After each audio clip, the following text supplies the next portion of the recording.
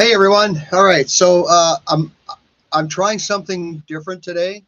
Uh,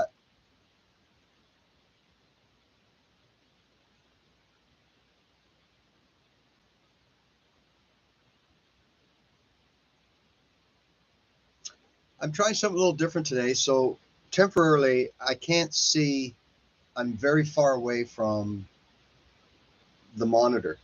Okay, it's just a different setup. I'm streaming from a PC today, and I'm quite a ways from it. I'm like 15 feet away, so I can see myself, but I can't see messages. So please, at least just for now, um, I'm going to have to start running a second monitor, which is in the works. Uh, so I just came on.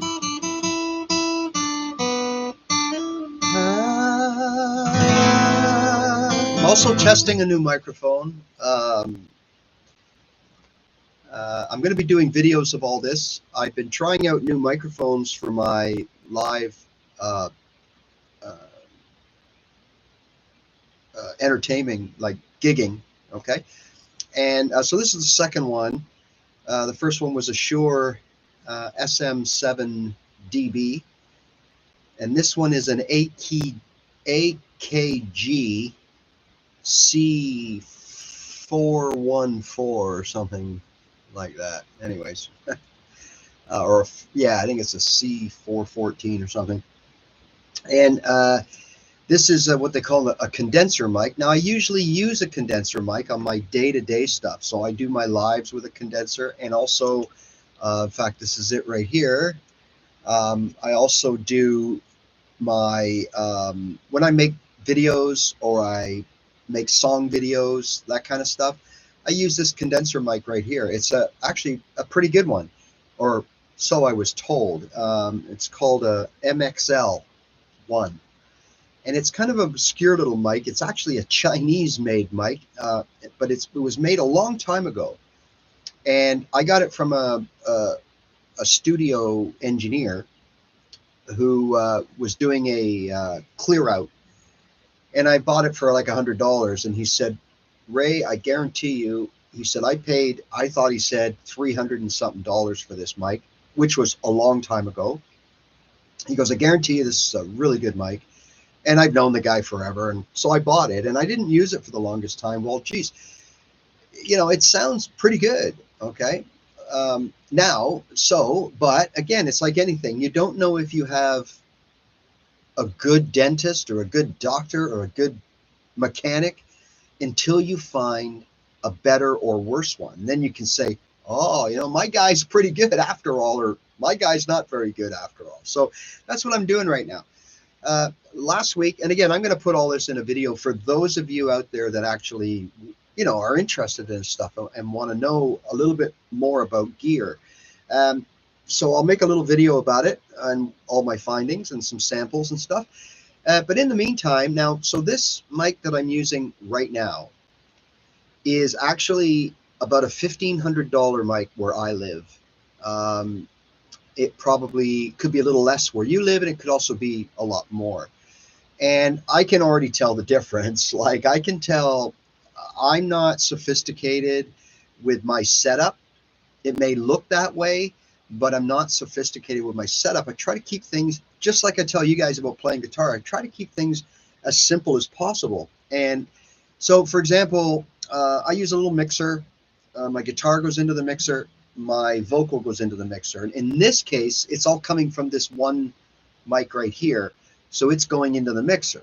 And then I really just simply, to hear myself, even when I'm singing, I just put a headphone jack in. I've got earbuds, quality earbuds from Sennheiser. And that's how I monitor myself. Now, I have noticed at times that there is a difference between what I hear while I'm singing and playing. And if I'm recording it and I listen back, I notice that there's some differences. Okay. And I don't know if that's because I'm monitoring myself out of the headphone jack yet, And so I think everything sounds a certain way, but in reality it doesn't. So I'm doing some testing on that, and again, this will all be in videos for those of you that are interested in this kind of stuff, right? So right now, I have a little bit of reverb. That's the only effect I ever use. I don't use anything on the guitar, and I don't use anything on my vocals that other than just a touch of reverb. Because remember, I'm in a treated room here. So this is like, well, for all intents and purposes, this is a studio. So my walls are dead. I have carpeting everywhere. There is absolutely no echo, even, hey, like there's nothing. If I stood here and yelled, it's completely dead. I have foam everywhere, you know. So I actually do need a little bit of reverb. Whereas if this was hardwood floor and drywalled or plastered walls, I would sit here and probably just go dry because the reverb off the room would be enough, right? Okay, so I just wanted to come on and do this little test, and also we might as well sort of follow through on something that's happening right now. It seems that let's see here, what do we got?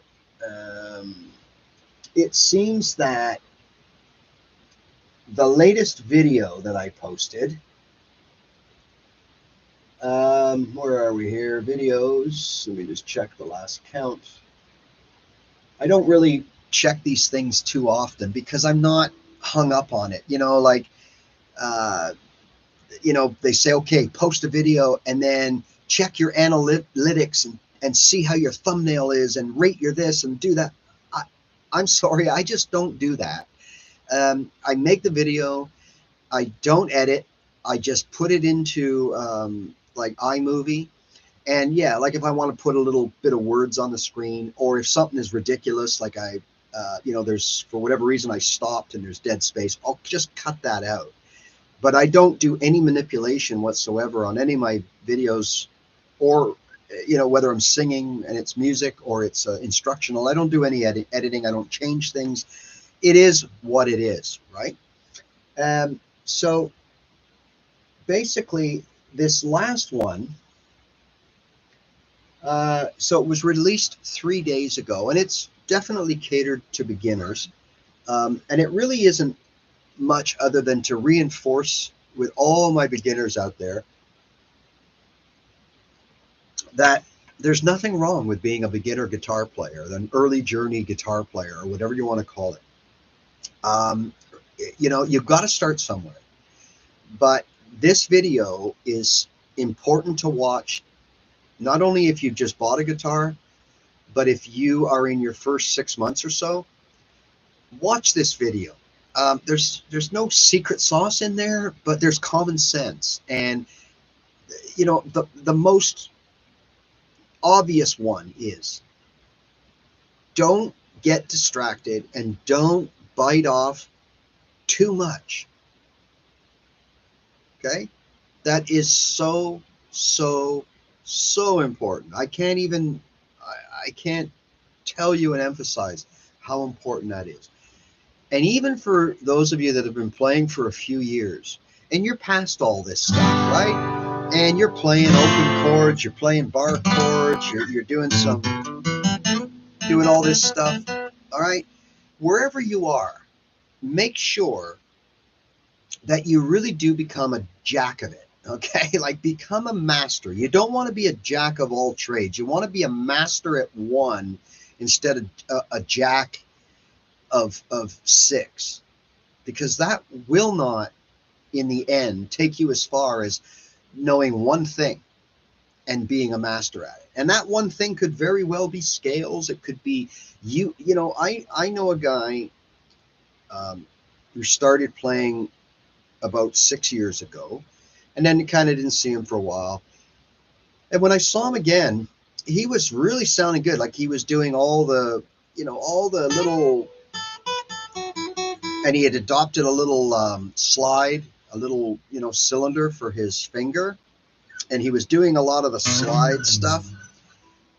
And he sounded pretty good. And we got talking. And it turns out that shortly before he really finished his beginnership, or just after boot camp. Like, he learned a few chords, kind of figured out the whole strumming thing, but soon realized like he had no interest in that. And I guess I can't relate, but I can understand.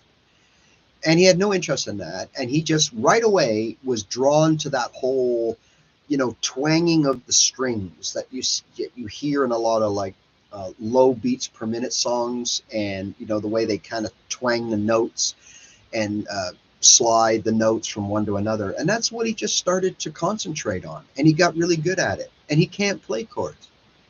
He goes to jams and he just sits there and he plays along, in his style. So again, there's so many ways to use this instrument. There's so many ways to enjoy the guitar and to have fun with it and to make good music with it. You don't have to do what everybody's doing. Okay. So at any point, you can get off the bus and you can go your own way at any time. And so look, I mean, you make it what you make it. And I think that's the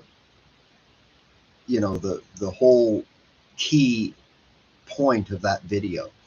Is it's going to be a long journey. I can't say how long it's going to take you.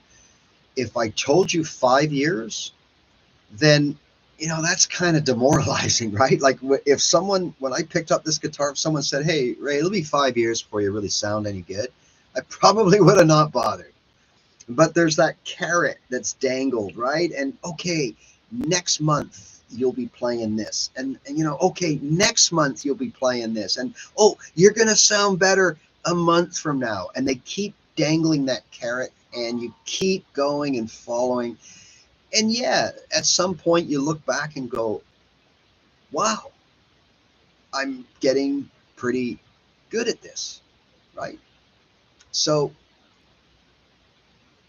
I think that's important to kind of,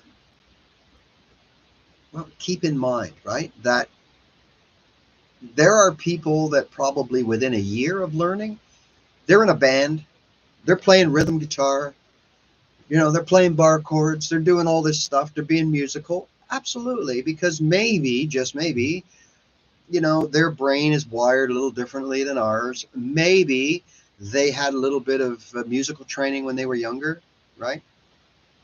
You don't know. You don't know people's past, and regardless of what they tell you. So it is going to take a while, but you know what? You don't notice it. Like, it just seems to go by. And especially when you start playing songs. And that is the most important thing to remember when you play songs, right? Or like, is to play songs. Because if you do this, right, and you play songs, let me just get that.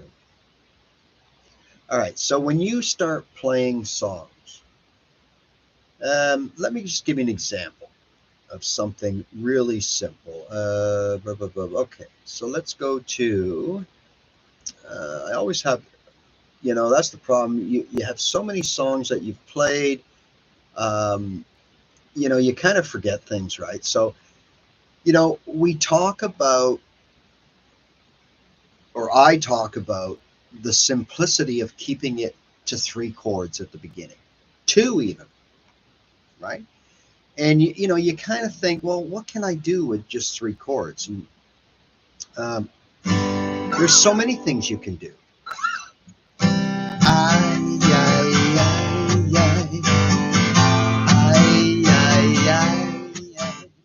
I know you'll remember this one.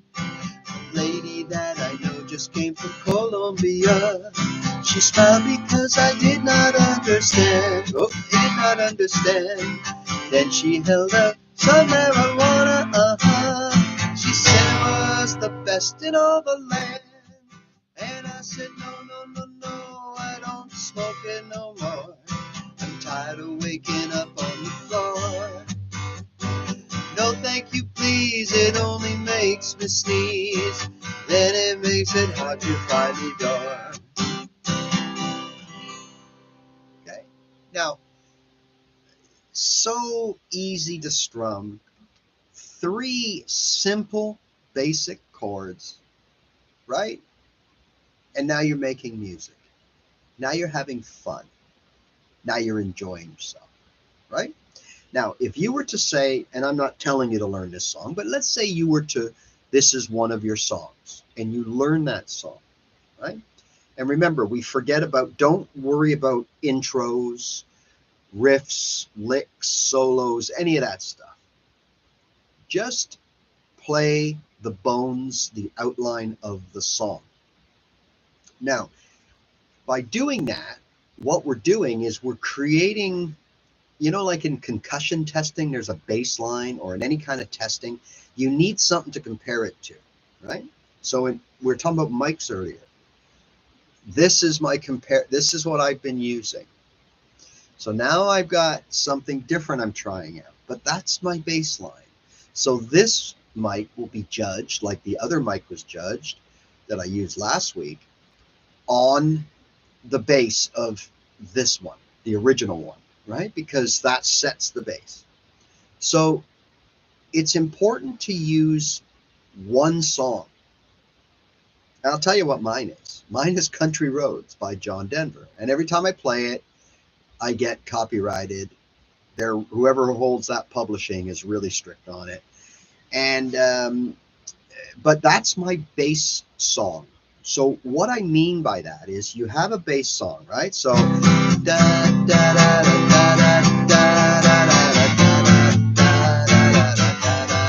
whatever it is. As if you constantly use that song to practice and build your guitar foundation, left hand, right hand, ear, and brain, then you have a benchmark.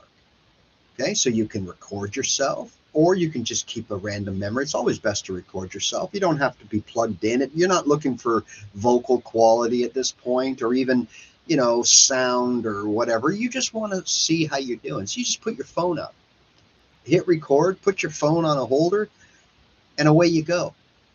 And if you did that every month, every 2 months,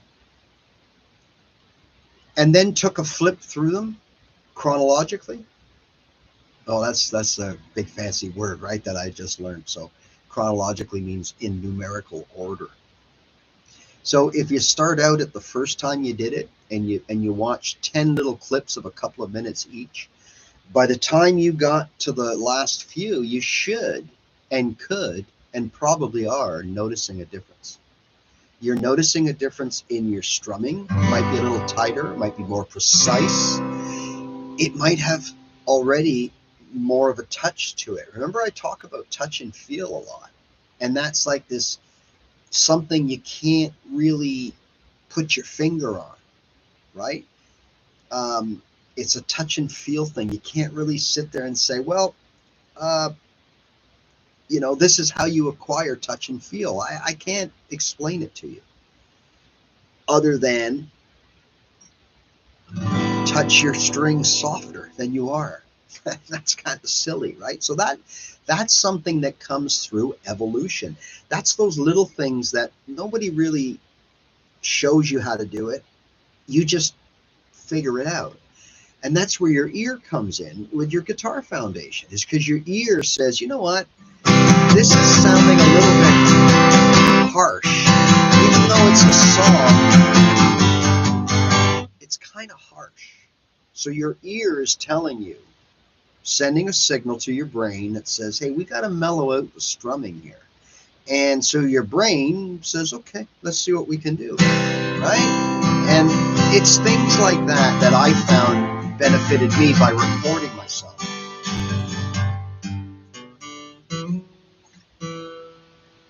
Just the little things like touch and feel, right? So again, getting back to beginners and that video that's sort of making its rounds right now, it's so important not to get overwhelmed and not to have these high expectations and not to bite off more than you can chew.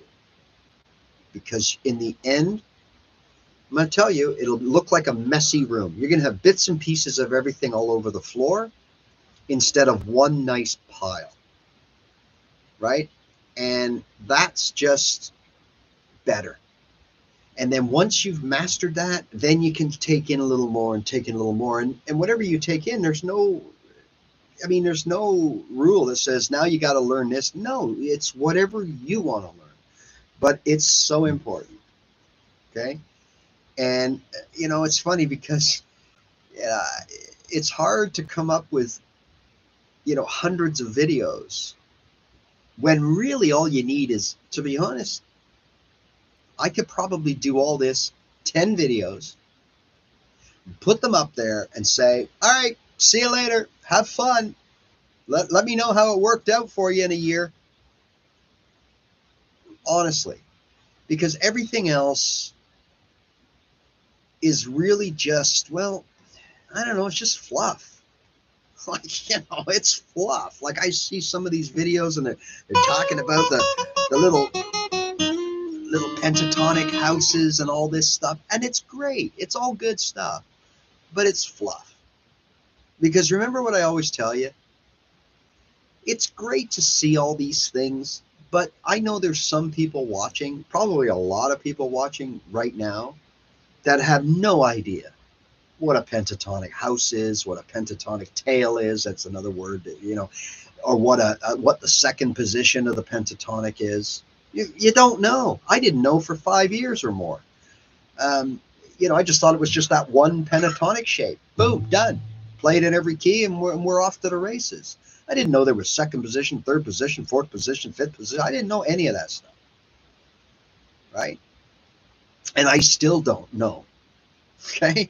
I can figure it out because now I know how to figure it out. And I got confidence. And I got some experience. And I'm not afraid to make a mistake. And I know my fretboard. So I can sit there and go, okay, so I'm sitting here and I'm in pentatonic. What's this note? Okay, so this is a D. So I can either play, what can I play with the pentatonic? I can go back to C, I can play D, I can play E, and I can play G. Or I can play A. Because I know that. But when you don't know that, oh man, this just looks like... And unfortunately, there's nothing really that I can say or show you or do that's going to change that. I often tell you people that I tried to learn my fretboard for years and years and years. And I knew it all on a piece of paper. But the minute I looked at my fretboard, I didn't know anything. I knew one or two notes, and that's it. And that's the reality of this, right? We watch these fancy videos with all these...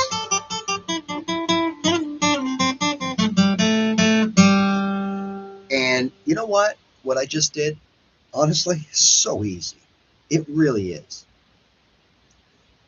But don't tell me that when I've been playing 6 months, because, I feel I would have a better chance of creating or splitting an atom than I would of just making that little octave run on a few notes. Because it's so overwhelming and it's so different and it's so new. And even if you did understand it, there's the mental part and the physical part. So the mental part tells your brain is saying, hey, Ray, this is easy, man. You just go A and you go up 2 frets and you go up 1 fret, you go back up or whatever, right? But your hands are saying, well, wait a minute, I can't do that. It's like going hiking, and you know that you got to go up that hill and go down the hill, and then you're going to be at so-and-so's place. You know that, but you cannot do it. You can't physically go up that hill. So it's a little bit of both, right? So if that's happening to you, don't think that it doesn't happen to everybody, and don't think that you cannot do this. That is so important to keep in your mind, that it's weird for me now. It's not going to be weird for me forever. It might be weird for 3 years, 2 years, 5 years. For me, it was easily 5 years before. But again, as some of you know, I was beyond a beginner. I was beneath. I probably had to play 6 months to be a beginner. That's how brutal I was. And that's how little I knew about anything to do with music. Never mind the guitar, just music in general. So, you know, don't worry about it. That part will figure itself out. All right. So again, that's what that video hopefully did for a lot of you, is just reinforce. I'm getting a lot of comments from people that I don't know or I don't recognize, because a lot of you, I don't know all your names or your handles. If you take the time to send me comments, okay, some of them stick, some of them don't, as far as names go. I try my best, but it's hard, right, to know everybody. And I get comments come through, and I know these are people that really don't know me by the way they're, so they've just stumbled upon this video and they took the time to write a comment, which is fantastic. And like, I can tell that there's so many people out there stuck in that first 6 month kind of bottom of the pit area, and you're trying to claw yourself out, and either you cannot do it or you think you cannot do it. Now, there is a bit of a difference, but at the end of the day, the results are the same, is you're getting nowhere. But the difference is, if you think you can't do it, well, that was me. I always thought I could not do this because I wasn't a born with it musician, right? Which is what I was told. Hey, Dad, can I learn how to play guitar? Oh, you can't do that. I'm not saying anything about my dad or nothing. No, not at all. But this was back then in the early 70s. This was the attitude. Oh, no, you can't. No, you can't do that. You have to be born with that. Well, no, you don't, right? But what they really mean is it sure helps if at a very early age, music is around you. I don't mean just a radio, because I had a radio on. There was always music playing a lot of times in the house, and whenever I was alone in the house, which was often, I would right to the record player. Okay. So there was always music in the car, music going to hockey games, music in the house, music when I was alone, music in my room. There's always music playing. Music when you're sitting around the backyard with your friends, someone put the radio on, right? So there was always that.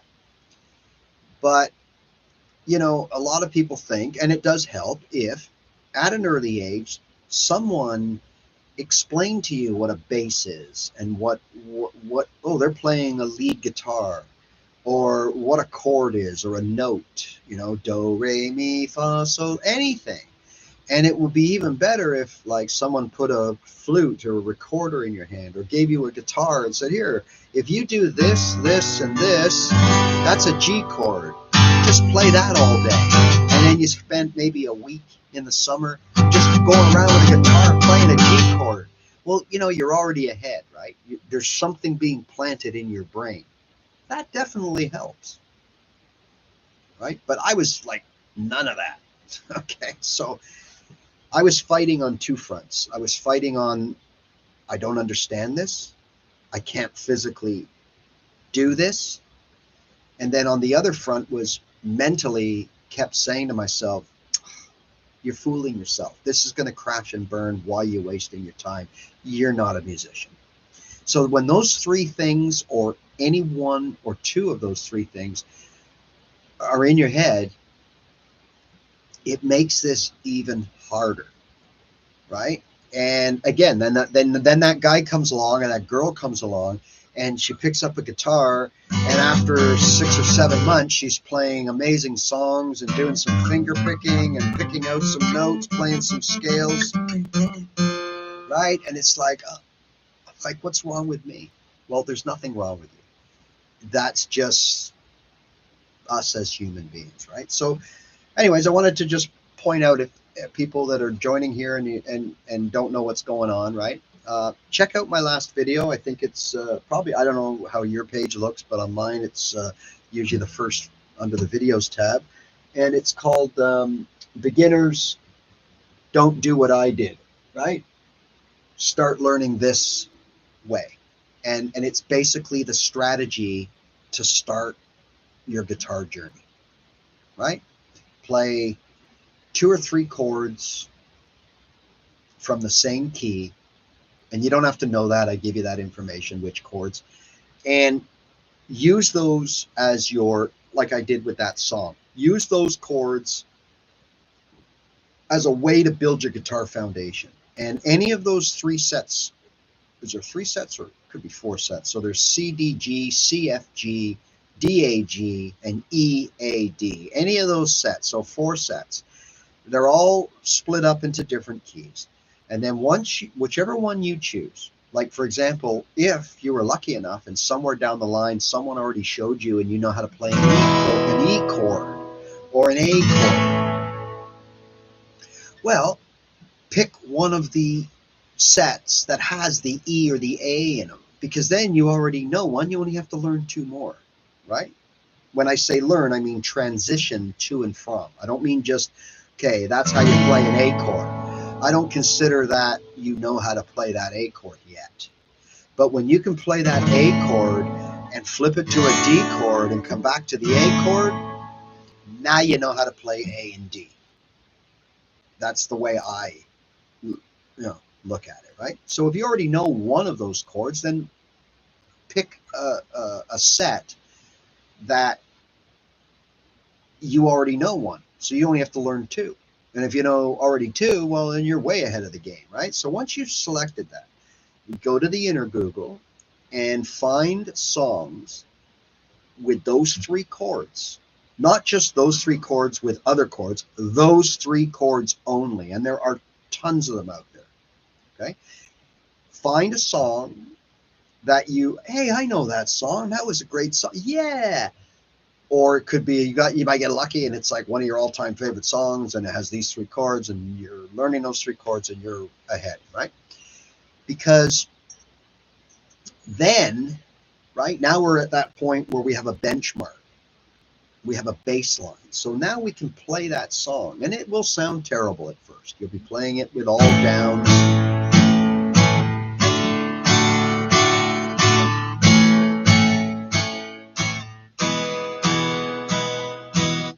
Right?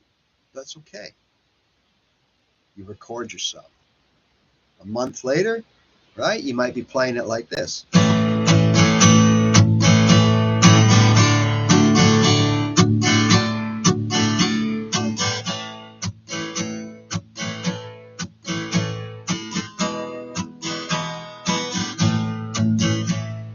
Right?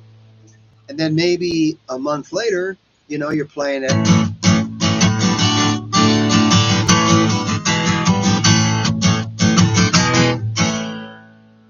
Playing it like that. And so on and so on. And that's the evolution. But you're using those 3 chords, remember, to build that guitar foundation. These 2 hands are so important. Got to get them working, right? So that's what that video is all about. So do yourself a favor. If you're just joining me, you don't know what's going on here, you don't know who I am, well, rest assured, I'm a nobody. But I am like you, or I am one of you, because I am self-taught on YouTube. Well, mostly on YouTube. And in my channel, and what I talk about in my lives is what helped me by doing that and what didn't help me, what actually hurt me by doing that. And it all came down to, for the most part, I had nobody to direct me, nobody to give me advice as to, hey, Ray, all right, you want to play some cool songs and you want to be able to go to an open mic and you want to sit in a corner and play with other people, whatever. All right, here's what you need to do. Do this, this, and this. Start here, add this, and finish with that. Done. Okay? I didn't have that. So, as you can imagine, as all of you, and I know all of you have gone through this, when you wanted to decide you wanted to play guitar and you didn't have a buddy that had a guitar that was showing you day one and you're just doing this on your own, all of you spend some time, what am I in for? What do I got to do? Right? and you're going around, you're thinking, oh my God, I gotta be able to play all these things. I gotta play power chords. Yeah, hey, power chords. What's power? Yeah, I gotta play scales. I gotta play triplets. Oh, I gotta know my minor pentatonic, my major pentatonic. Oh my God, I'm in Maloxian mode of the Michelodian. Blah, blah, blah, blah, blah. Okay, and there's nothing like you're not doing anything wrong. It's just that because you don't know that you don't need to know all that at this point in your playing. That's the problem. There's nobody to tell you that don't put that on hold. You don't need it. So I didn't have that, right? So I would just, okay, what's next? Bar chords. And I would immerse myself in bar chords. 6 months of failure. And anybody knows this story. I mean, every day you pick up your guitar, you sound terrible playing bar chords. You don't know, you can't get it. You're hitting bad things. They're buzzing. They're making weird noises. Your hand hurts. This is ridiculous. I'm not making music. I'm sounding terrible every day. When the reality is I shouldn't have even been doing that. Okay, so that's so important. And that's what I'm hoping that people see when they come to these live shows or, take a wander through my library. I am not all about purism and elitism and snobbery, and it's got to be this way because the Conservatory of Music says that this note can only go with that note, which only goes with this chord. I'm not into that. I'm into, there's a pick, or there's your fingers. This is the guitar. Now put your hands on the damn thing and make music and do something. And it's going to sound terrible at first, but it's going to sound better after a while. That's what I'm all about. All that other stuff will come. So for me, I was trying to learn, I guess it was like I was trying to learn, all I wanted to do was make an oil and vinegar dressing. Okay? Now you chefs out there or cooks will get this one. I just want to make an oil and vinegar dressing for my salad. Okay? All right. Well, in order to do that, I don't want to have to learn chemistry and emulsion principles. Oh, well, I better put an emulsifier in because now see the molecules and the proteins and they all got to stick. No. Just tell me how much vinegar, how much oil, what do I got to put into it? And that's all I want to know. And I'll make the best salad dressing there is. I don't need to know how it all works from a chemistry point of view. All right? I don't need to know how my engine works to be able to go and get in my car and drive the darn thing for 50 miles. I don't need to know. But I need to know where the key goes, where do I put the gas, what do those two pedals on the floor do, and yeah, steering wheel's pretty much common sense, right? Everything else, I'll figure it out when I need it. If I get a flat tire and I want to fix it myself, I will figure out where they put the jack, how to fix the flat tire. I'm not going to start learning about fixing flat tires before I learn how to drive a car. All right? Okay, so, I know I come up with some strange analogies, but look, I am so not about guitar theory world, okay? And it's done okay for me, right? Now, I'm a nobody, but I do okay playing and singing and doing my things, and I do okay. No reason that you can't be the same, right? And I don't know. I learned as I go. Now I'm in a position after many years that I can honestly say with confidence that, hey, there isn't anything that you can throw at me that I couldn't figure out in a timely manner and have it working. So, if someone said, hey, I need you to show me, or I want you to play lead guitar using these triads of these chords. Okay, well, I may or may not know a couple of them. I may have to learn a few of them, and then I got to learn how to.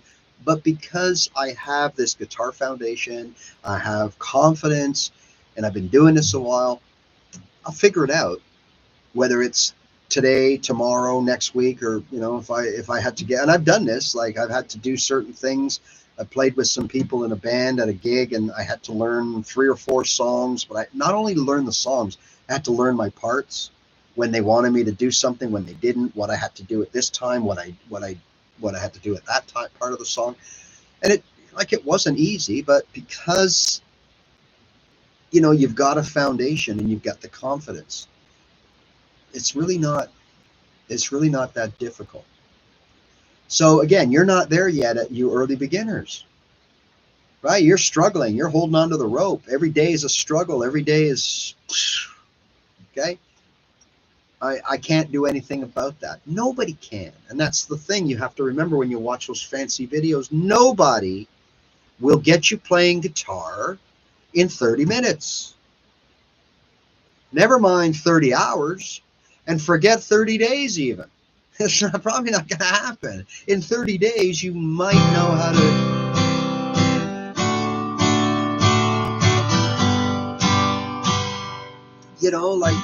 let's put it all in perspective. So as soon as you realize that, understand that, and accept that, then you can start doing what you really need to do, which is take my advice that is perfectly laid out in this video and do nothing but that for the first couple of months. Okay? Then you can start reassessing where you are. Once again, guys and girls, I'm trying out a new streaming method. So I'm streaming from a PC today that is across the room. It's like way over there. Hey, and that's why you maybe also see me looking over here while I'm talking to you, because the monitor of that PC is off to the side. Okay, I can see your chat, but I can't read it. Right, so I thought that maybe I could bring up this live somewhere else and see your comments. I don't know. I never thought of that. I just thought of it now. So let's go to live. I hope I don't get a feedback. Oh, hold on. I was going to say all those damn commercials, but that's my channel. Watch those commercials, everybody. I don't know if everybody knows how this works, but I don't decide about the commercials, okay? In fact, before I was monetized, they would run them on my channel. It's part of the deal when you sign up for YouTube. So I figured, well, if they're going to run commercials on my channel, at least I might as well get my fraction of a penny, right? Okay, let's see if I can see the chat. Oh, I can. Okay, so I can see some chat here.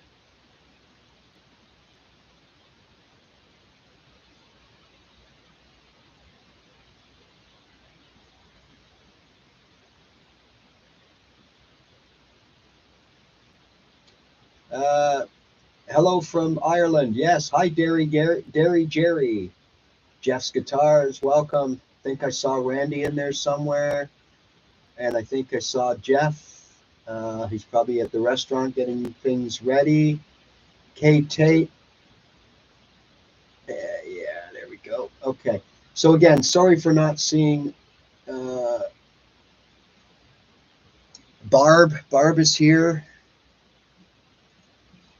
All right, so sorry for not seeing some of your messages, but as I explained, I'm way away. I'm 20 feet from my monitor. I'm doing a bit of a test. I've got a new microphone, which I'm documenting for a future video for all you gear people out there.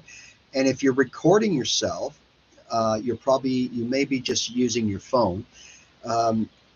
If and when you get to the point where you want to start being in a plugged in environment, if you want me to do videos about that, like my gear setup, what I recommend, if you want to like stream live to Facebook or Instagram or whatever, you want to sound the best you can.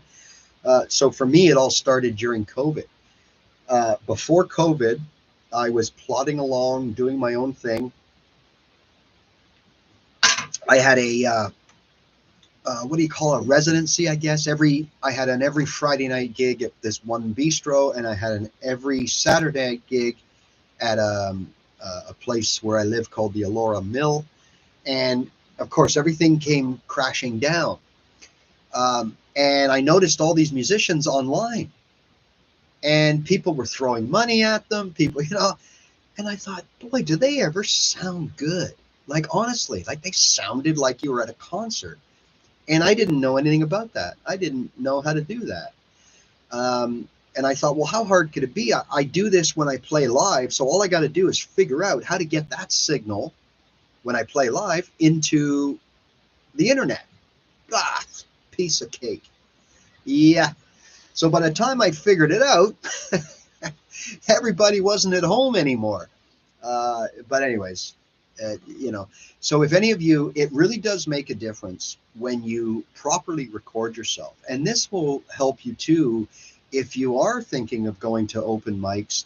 Because I know when I started to go, I'd never sung or played into amplification at that point.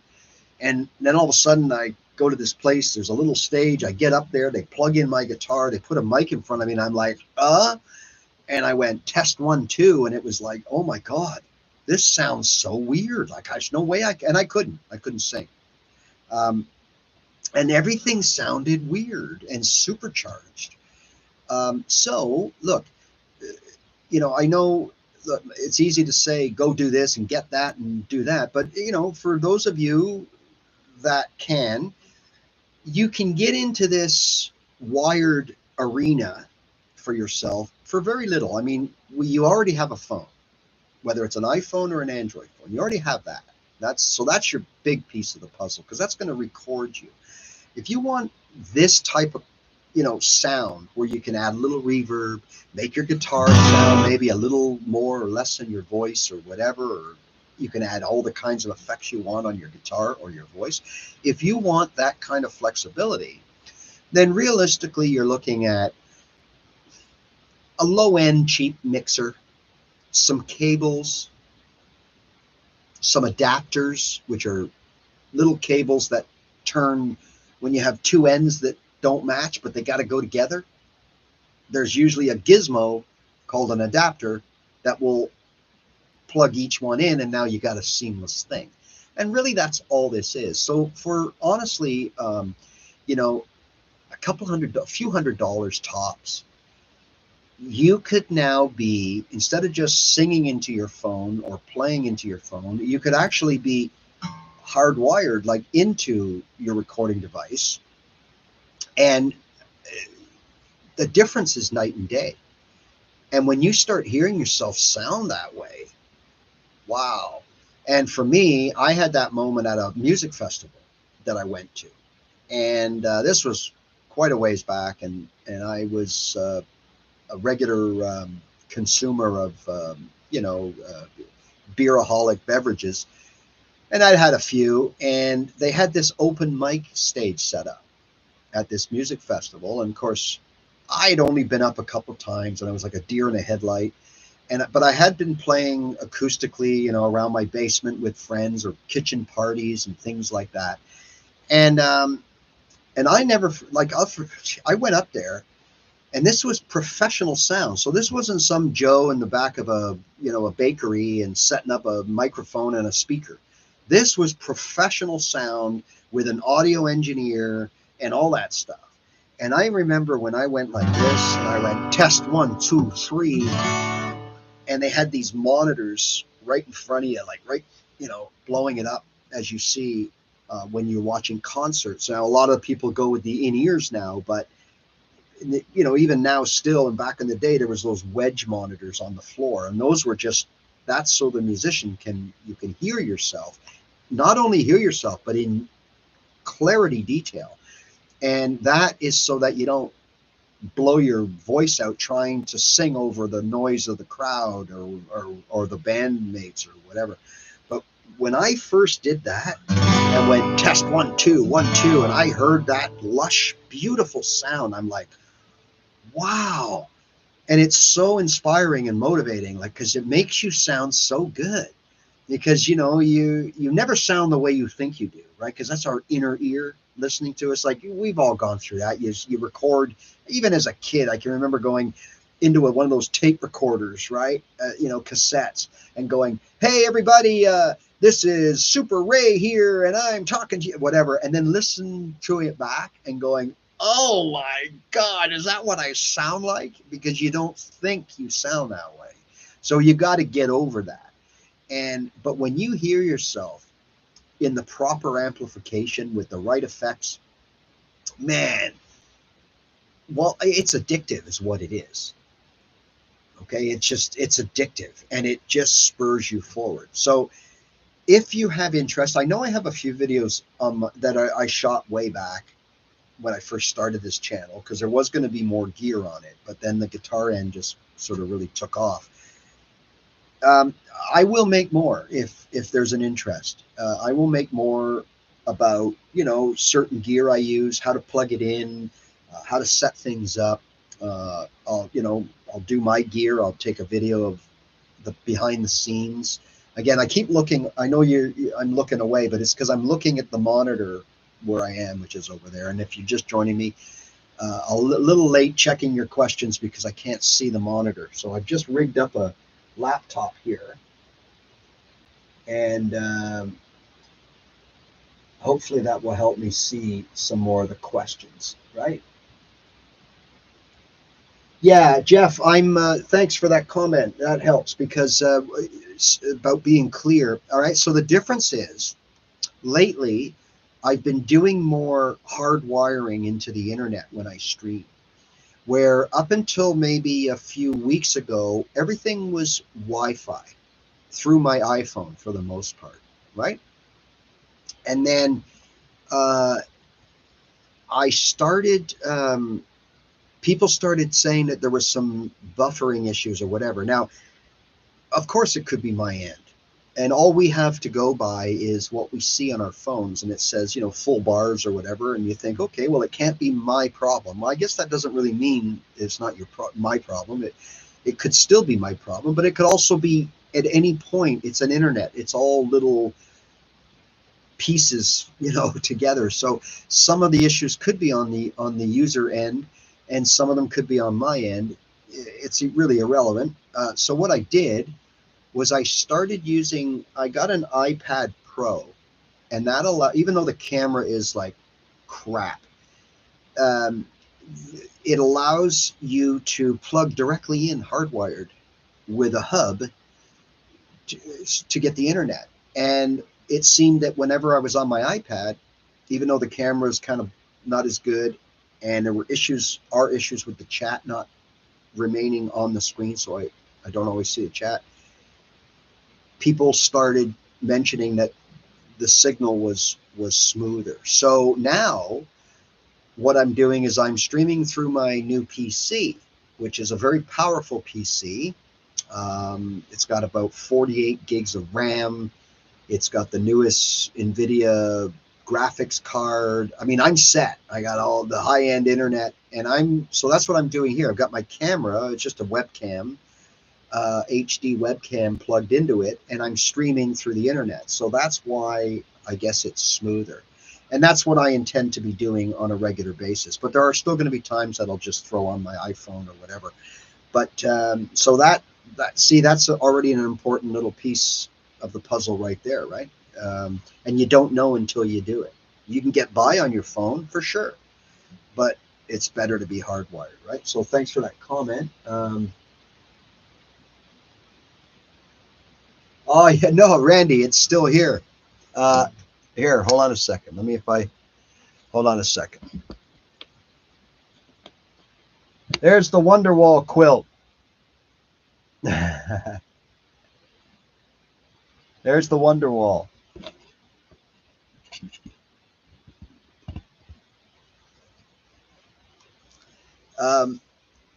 And it will be coming back. So what I'm doing down here is I've kind of turned this into a studio, right? And this is where I don't necessarily already write songs here, but I work on songs. I write wherever I am, really, and I prefer to be in weird places for some reason with TVs on and stuff. But that's another story. Uh, this is like a studio that I have and continue to put together. And the goal is to have multiple backdrops. So I have that one. I now have created another one, and I'm probably going to do one more so that I can have different looks, right? And it's sort of like it gets people's attention. So when you keep seeing the same thing over and over again, then all of a sudden it's the same thing, but it looks different. People go, "Oh, what's that?" "Oh, it's that same thing, but you got them again." Right? So that's one way to look at it. But yeah,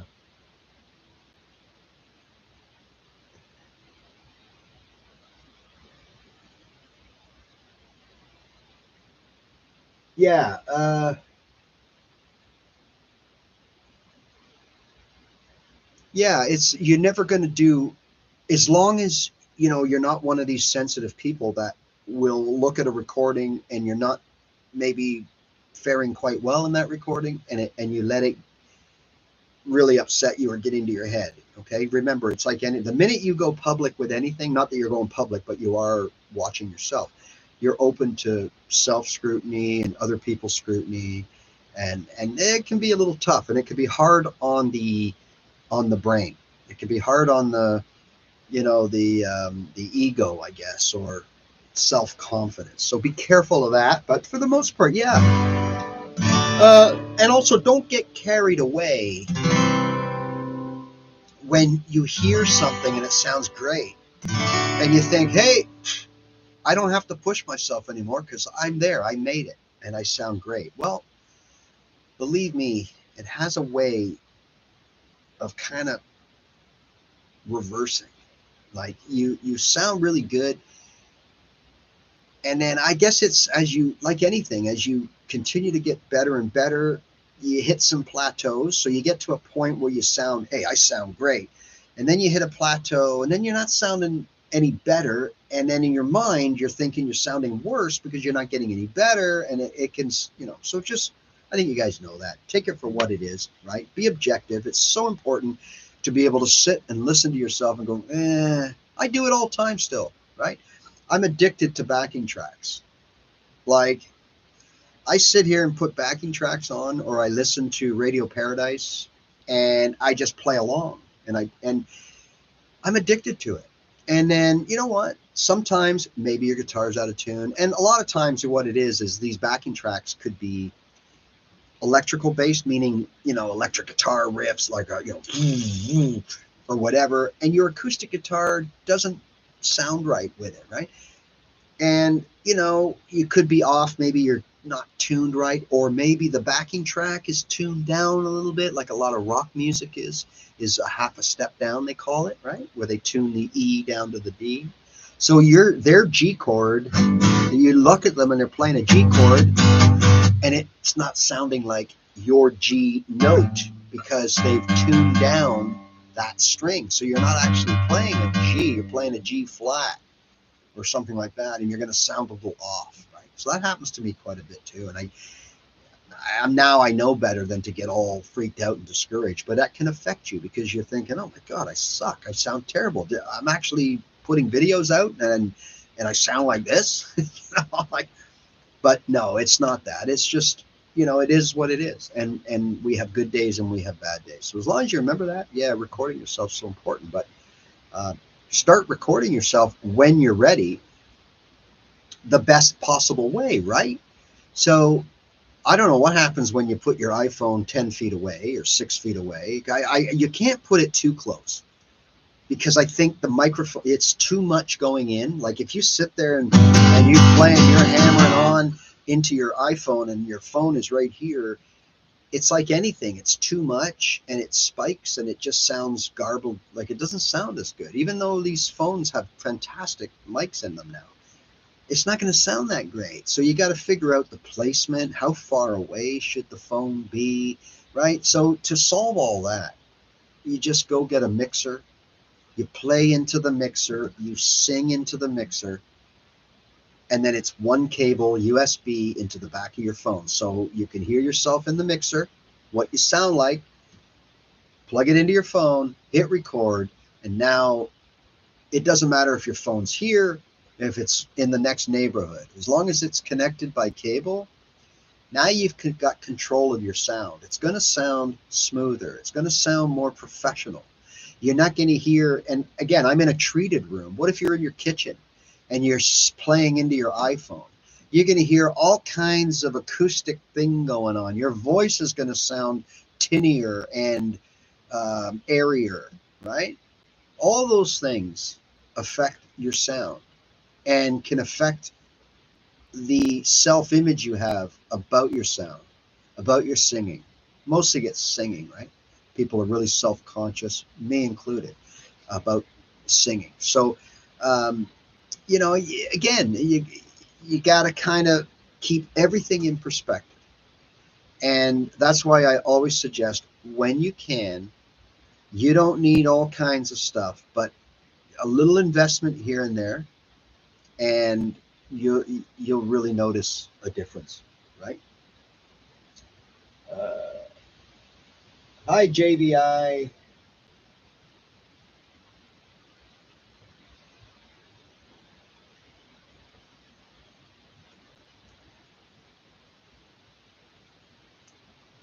So yeah, and if any of you want some individual tips, like if you want to know, you know, send me an email or on one of my videos or whatever, comment, and I'd be happy to give you a basic rundown of you know what we're looking at here.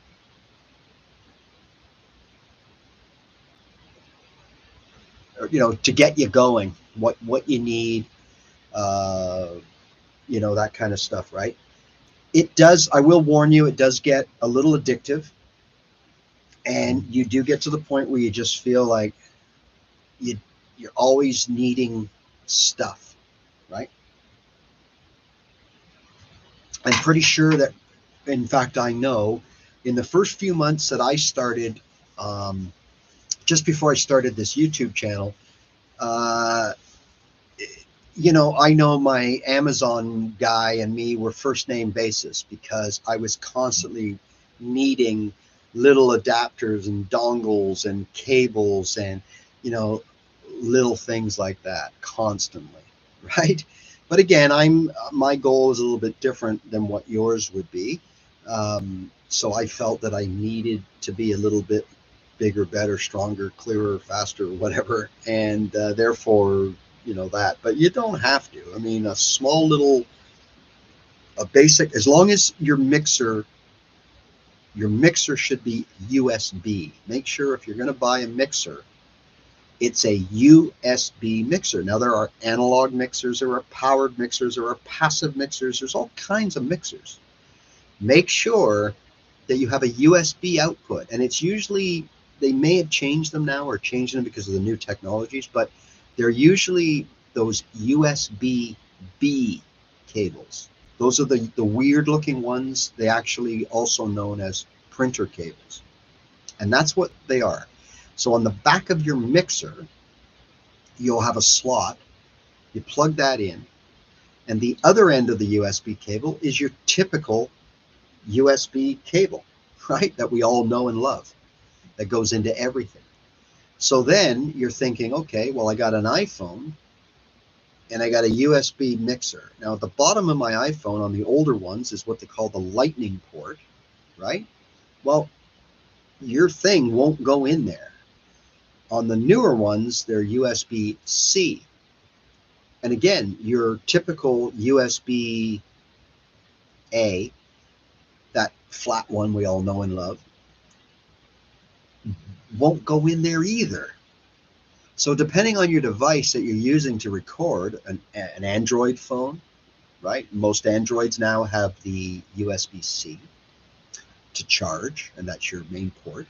So, you know, that's the first thing you got to figure out. So how do I get that into that? Well, it's usually a piece of adapter material about that big. For the iPhones, it's called a camera kit. And get one with a secondary hole for power, so that you can charge your iPhone or your Android phone while you are recording, or else you're always going to be at the mercy of your battery, right? Your battery runs out, it runs out, you're done.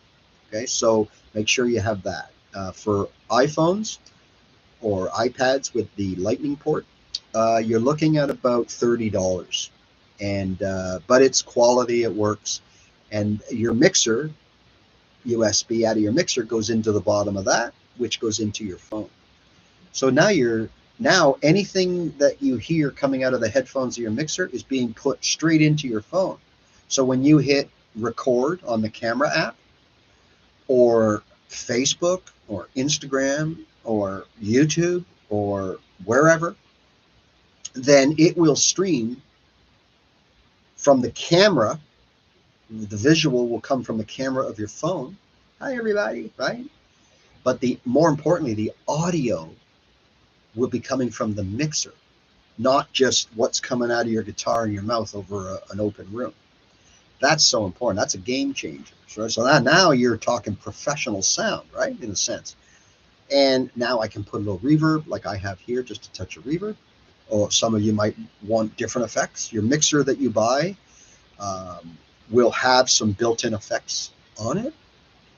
And then as you kind of figure things out, you'll realize that you can then put pedals between your voice or your guitar and the mixer. So if I ran, for example, I can't do it now because I'm not through my mixer. I'm not plugged in at all. I'm coming through the condenser mic here. But if I was, I could hit my distortion pedal and I could be playing guitar and it's coming out, distortion-y like 9-inch nails. And then, of course, that would also get, because it's being picked up by the mixer, will also be put into your phone sound. So it's really good, and it's really easy to do. Okay, so let's see what else. If there's any new massages.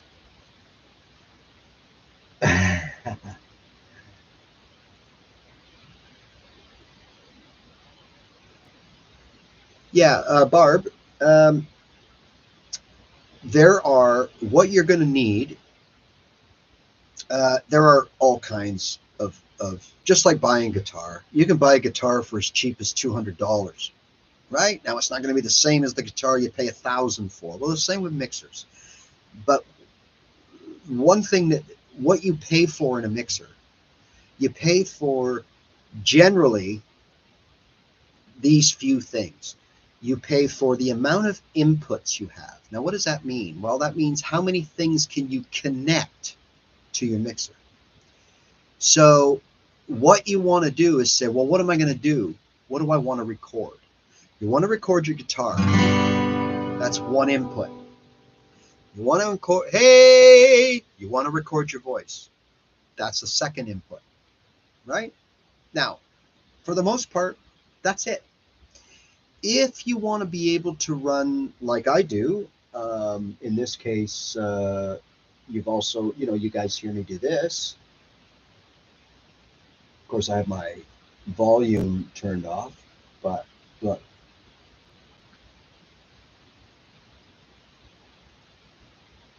Okay. In order to do that, you'll need a third input. Okay. And these will be different connections. There'll be XLR, like those microphone cables with the 3 prongs and the big fat round casing around it. Or there'll be 1/4-inch jacks. And or there'll be iPhone jacks, those little 1/8, auxiliary cables, and all. There'll be those, right? So you're paying for that. You can get a mixer that has 32 inputs. So if you got an orchestra and everybody could be plugged in, you're paying for that. The other thing you're paying for is the quality and the number of onboard effects. Without getting too technical, right? What you'll have is things like being able to put reverb on, or delay, echo, whatever, loop back, slap back, echo, whatever, okay? Auto tune on some of them. All right, so you have all that. That's what you're paying for. There are crappy reverbs, Okay, so you can go on Amazon and buy a Donner reverb pedal for $60. And then the next listing down is a Boss reverb pedal for $360. And you're like 60, 360. Okay. In this world of electronics, you generally get what you pay for. Like there's nobody going, hey, why don't we charge 300 for the guy that really wants reverb? No, you're paying 300 because it's a superior reverb. Okay. And that's generally true with these mixers. You can buy a Behringer mixer. I really wouldn't buy those no-name ones off of Amazon. Okay, the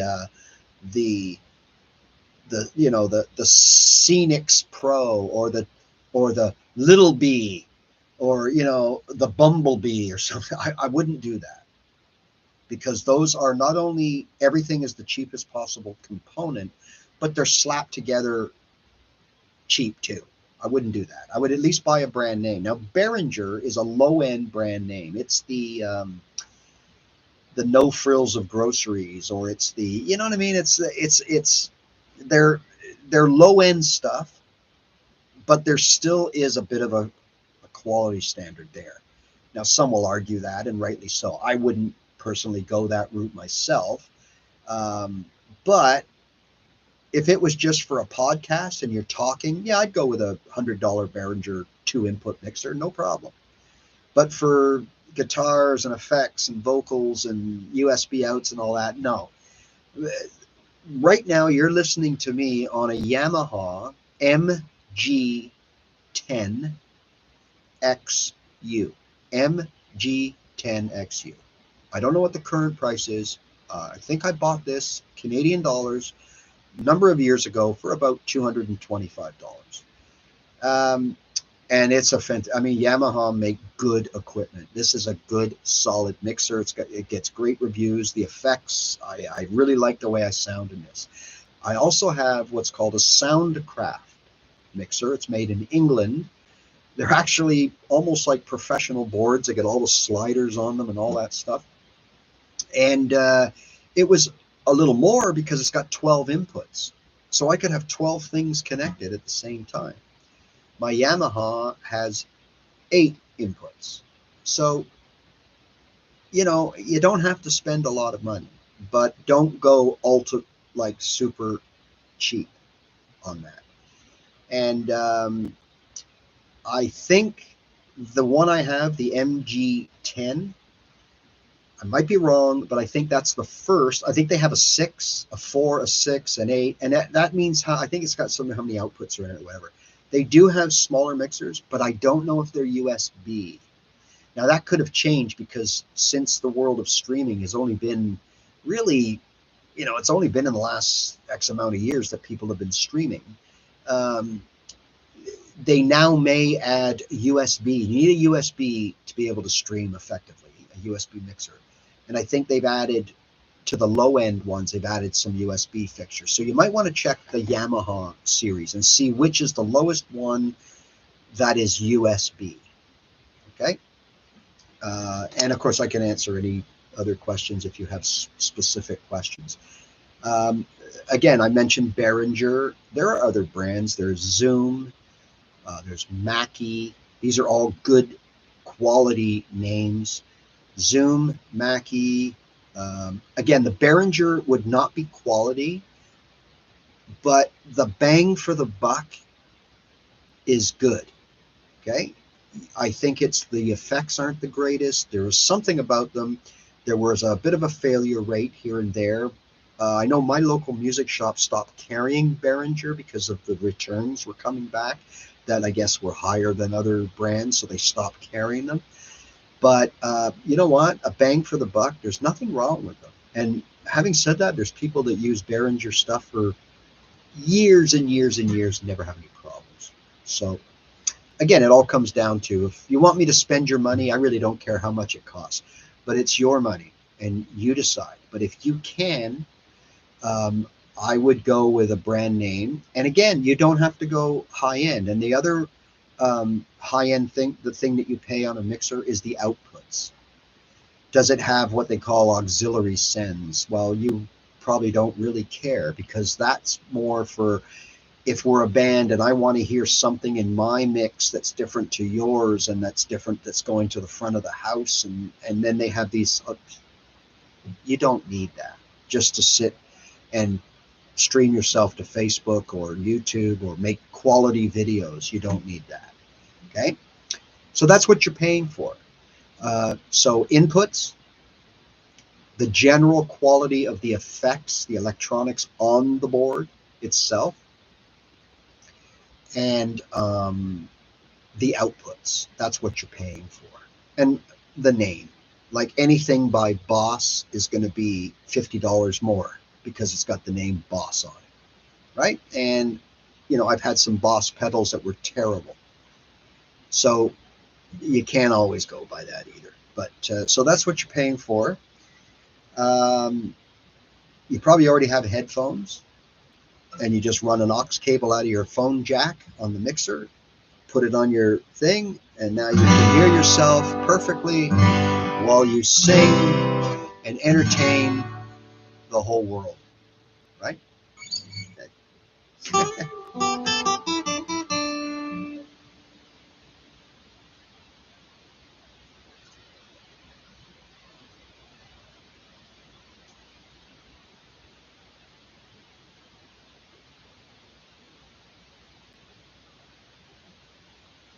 You would not be the only one, Randy, that has recorded themselves and deleted it ASAP. I've done that quite a few times. Not as much lately, but still sometimes. Um, the voice and the way you sound could be part of it, meaning that you're not doing anything wrong. You just don't like the way you sound. And look, I do a lot of reading and a lot of this past couple of summers I've been working part-time cutting grass, and I wear I listen to something all day. And I've been listening to these podcasts, and you know what? How many people, like really famous, popular people, singers and musicians, and they don't listen to themselves. They monitor themselves enough. The one guy said, I take the headphones and I just put the one on my ear enough that I can hear the volume of my singing. As soon as that record is done, I don't listen to it because I hate my voice.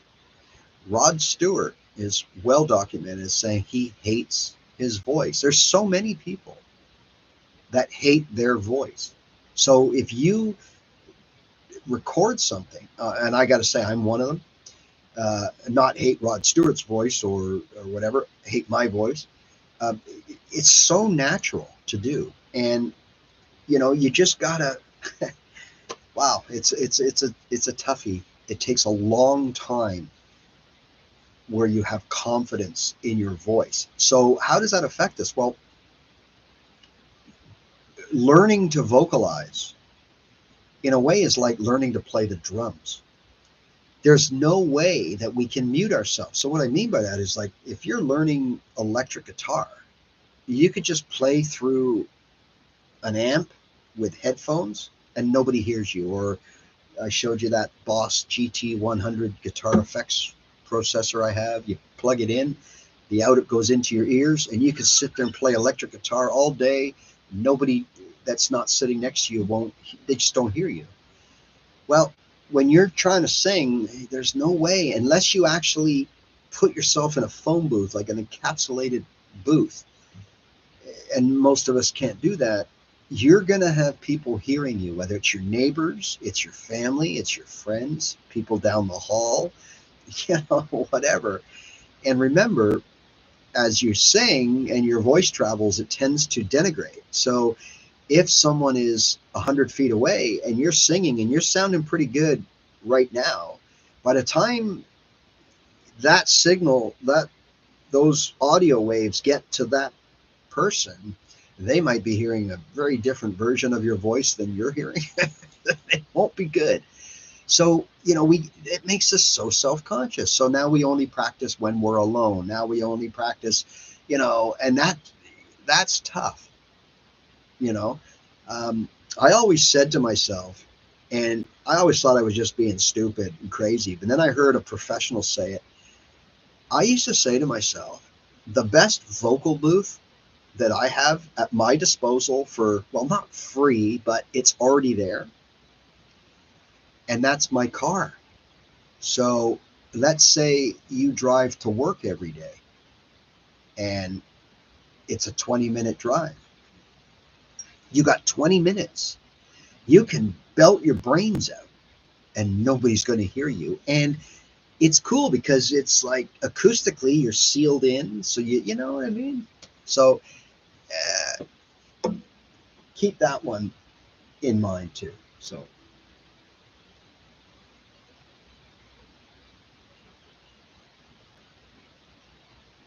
yeah, singing in your head is good. That's pretty much what everybody does, I guess, and that works great until you try to sing what they call when you make a cover your own.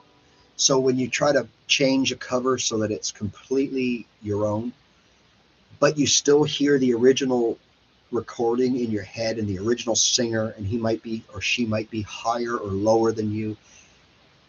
I find that tough, but you can't help it when you've heard a song thousands of times in your head as growing up, and now you're singing that song. You can't help but hear Steve Perry from Journey or Robert Plant from Led Zeppelin. It's hard to do that song and be 3 keys lower or 2 keys higher when all you hear in your head is the original singer. Right? It's difficult. So it's when I hear people do a cover song and it's nothing like the original, but just enough that I know it's the original, but they nail it. That is, to me, that's harder to do than sing the darn thing the way it should be, or even write your own stuff. Like, it's so hard because, like Randy just said, you're hearing it in your head naturally, and you've got to overcome that and sing it lower or higher. It's very difficult to do. And with someone like me, I also dumb down the music. Like, I don't play all these, fancy chords when I'm covering a song. I look at the song and I go, okay, like one example is there's a song by the Goo Goo Dolls that I like to do, but the chords are so weird. And finally it explains when I saw him explain the song. All this guitar is in weird tunings, so there's no way I'm going to be able to replicate that.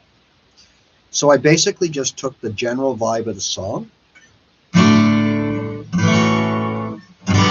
it ended up being D, A, G.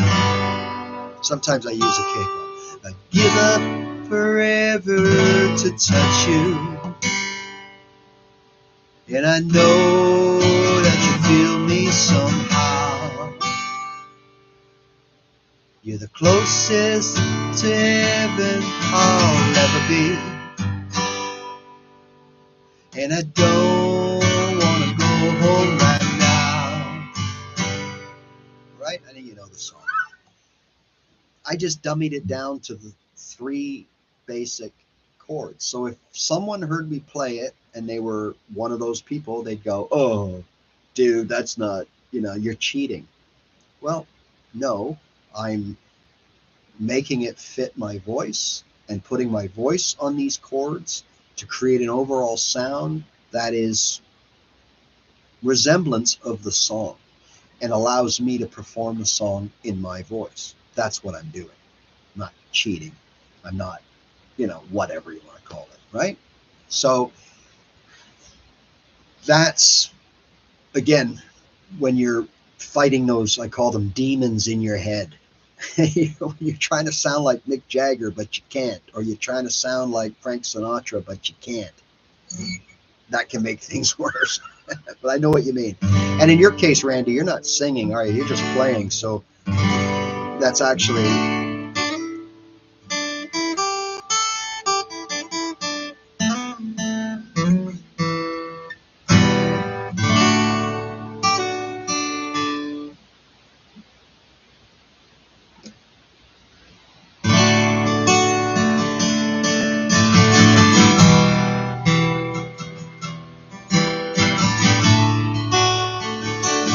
to try out the new mic.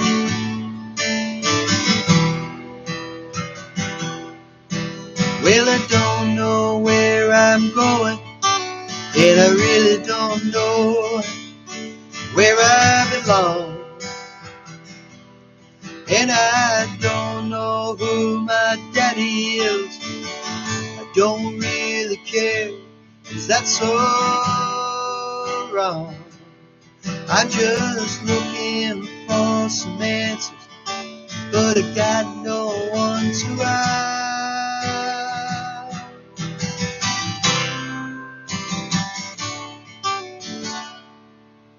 The same old question. It's the same old. I'm looking for answers to the same old question. It's the same old song.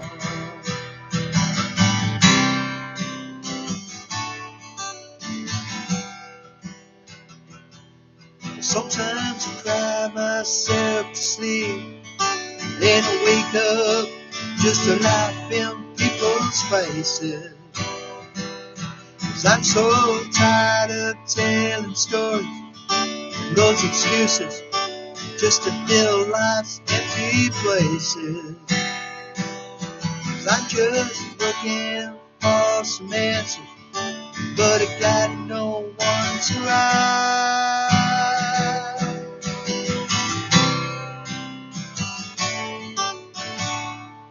The same old question.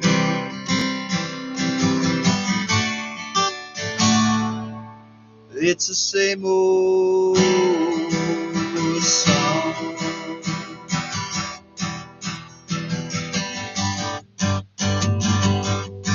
Well, I live my life one day at a time, just looking for the truth I know I'll never find. To the same old question. It's the same old.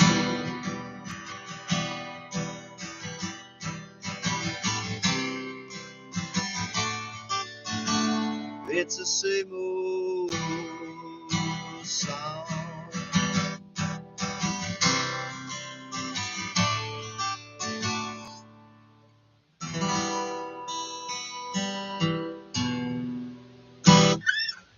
So hopefully that mic sounds pretty good. I'm still playing with some settings and how far I should be away. This is a condenser mic, right? So the difference is, you'll notice what's hard to tell from this angle, but I'm actually about 2 feet away from the microphone, maybe a little more, and because it's a condenser mic. Now, the mics you see performers use on stage, it could be a Shure SM58 or a Sennheiser E or 935, E935 kind of thing, where, you know, it's right there in your mouth like this. Okay. That's a different type of mic. That's a cardioid mic. This is a condenser. So this is meant for being further away. It picks up omnidirectional sound, where the other mics, you have to be right at a certain spot. Every mic is different. Some mics have a bit more of a pattern, but usually you've got to be either right over it or right under it or whatever, and you have to sing your lips right there. So this is a condenser mic. So and it's a high quality one. So of course the theory is different, right? Everything is, it's almost like, you know, you're really not mic'd up. It's like just putting a mic in, it's picking up all the room. So if I had background music, if I had people talking, if I had an espresso machine making coffee, if I had, you'd hear all that. Whereas if I had a Shure and I was up in my mouth like this, you wouldn't hear any of that background noise. So again, it's just a different way. You would not use a mic like this to go out and do a gig with, right? Because it would pick up, if you were with another, say another guitar player or a singer or something, it would pick everything up. It would pick up the noise, the crowd, the people talking, the door opening and closing, the horn, the fire truck driving by outside. It would pick all that up. So, but yeah, it's an interesting mic. As I said, it's about a $1,500 mic. I've got it for a week, so I'm giving it a good go. Eventually, I am going to bite the bullet on one. So I wanted to maybe try different ones first and see which one I was happy with. It's probably not something I would recommend right off the bat. I mean, I've never tried them, but you can do pretty good with these, what they call USB mics. So if you're near your gear, if you're near your computer or your laptop, you can get a mic that plugs right into your computer, and then you just tell your computer to use that input as your sound.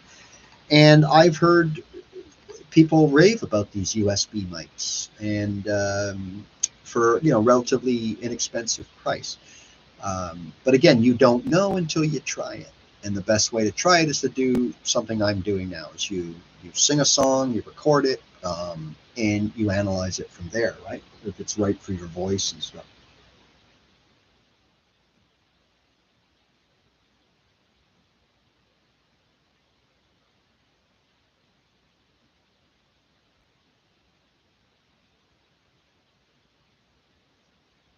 Yeah, Barb, it's good of you to notice that, because remember, in most of my live shows that we talk about this, or even in some videos, this is a product of what I explain to people about all these different chords that they feel they have to know, right? Different versions of chords, bar chords, power chords, all these different things, triads, all these ways of playing chords. But at the end of the day, for me, the most effective method, and what I use almost religiously, is I play my open chord the way it's supposed to be played, but like you saw, I embellish with the right hand. So I'm playing my D to my E minor. That's what I'm doing. So here's what I'm doing from a beginner standpoint for that song, right? So 1, 2, 3, 4.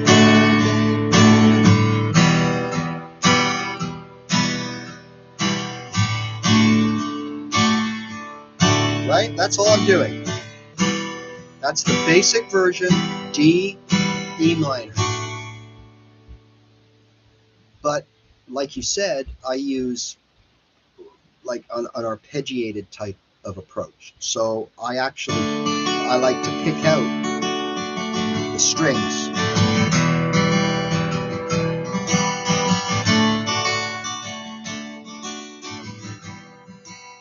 I also use my pinky. Remember the pinky D? I don't know if you saw that little short video.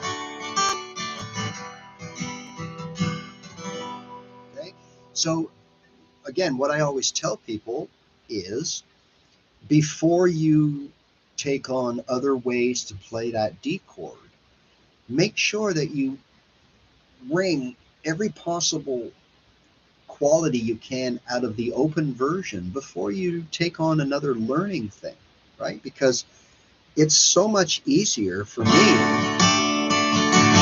to figure out how I'm going to use my pinky or to use my right hand to play that chord. Instead of going, I can go. And I'm still playing the same chord as I learned day one. To me, that's so important because it's so easy. And the only learning part is coming from your right hand. And quite frankly, every single day, you should be improving your right hand. That's what makes you a better guitar player. It's not the left hand. It's the right hand. Okay? Now, sure, the left hand, we can play fancier chords. We can play the chords differently.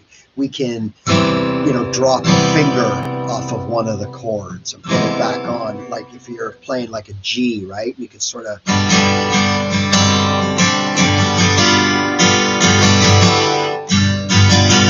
So I'm just using that one finger to add a a little flavor. Or if you're doing it on the C, you could drop a pinky there. Something completely different. So here's my C. Here's my C with a pinky on the B. And here's my C with a pinky on the G. And here's my C with a pinky on the E.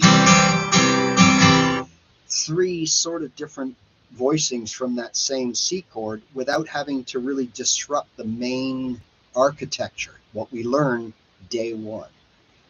So again, that's another example of what I am always telling you people about, is there are ways to make your playing sound much better without having to learn new techniques, which really brings you back to the beginner stage, which really makes you sound not as good, which really can affect your outcome because you're always sounding bad, because you're always beginning, because you're never perfecting anything, right? As opposed to perfecting,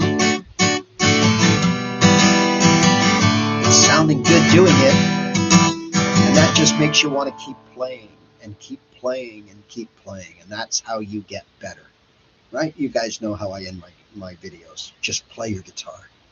And that is the only way that you get better. You don't get better by reading about it. You don't get better by watching videos. You don't get better by constantly learning new techniques. You get better by taking what you know and knocking it out of the park. That's how you get better. And nobody can tell me otherwise, because I've done it. That's the whole beauty of this. I've been there, done everything you guys are may or may not be wrestling with or having problems with or getting good with. I've been there and done that. Not once, not twice, but 3 times. So for me, which is, again, the key thing about what I'm doing here on YouTube, this is what worked for me. This isn't what everybody will end up doing. This isn't what I'm telling you to do because this is the way to do it. What I'm saying is this is what has worked for me. And if it has worked for me being a non-musician, right, it will definitely work for 98% of you out there. Okay, so thanks for that comment, Barb. You're absolutely right. I take pride in playing open chords, and I take pride in making them sound as good as I can. So again, I don't know where you are regionally, but I was at a music festival years ago, and I was in my second tour of learning guitar. So I hadn't figured it out yet. In fact, I was pretty close to the end of that second. I was about ready to put it down. I was at a music festival, and it was a really cool one. And I go to it pretty much every year, and called Summer Folk. And there was, they have these workshops. So some of the acts are there for the whole weekend. So they mingle around, they create workshops, and they list them, and you just go, and it's the musician talking about what they're doing. And there was a group called, and I don't know if anybody knows this group, but it was called the Rodeo Kings. And then it was Blackie and the Rodeo Kings, depending on, there was this guy. Well, the main guy was Stephen Faring is the driving force behind the Rodeo Kings. He may even be Blackie and the Rodeo Kings. So here we are, like you're sitting with me, but I'm in person, and I'm no more than 10 feet from this guy, who is an accomplished musician that travels the world playing with an acoustic guitar and his voice and a few pedals. People were asking him questions and stuff like that. And watched all his demonstrations. And I didn't ask the question, but someone did. And they took it out of my mouth. And they said, you know, you sound your guitar, you know, it's like you're great. I've got some of your albums. Love your music as a band. You guys are fantastic. How many chords do you know how to play?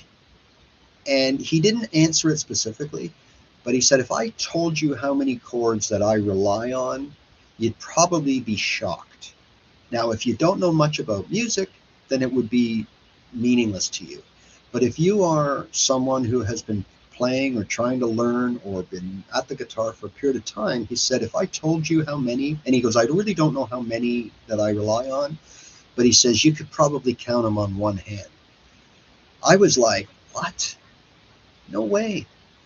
And then he further explained, he said, it's because I can play 3 and 2 and 4 versions of the same chord by adjusting my fingering slightly and by my right hand. And like I'm there and I'm like, okay, and this is sinking in as he's talking. It's continuing to sink in because here I am at that point in my learning thinking that I had to know all these fancy bar chords to go to the next level. And I was having problem with them. And so I was starting to think that if I can't play bar chords, I might as well just quit because I'm never going to get any better. And here's a guy who tours the world telling us that he basically relies on a handful of open chords.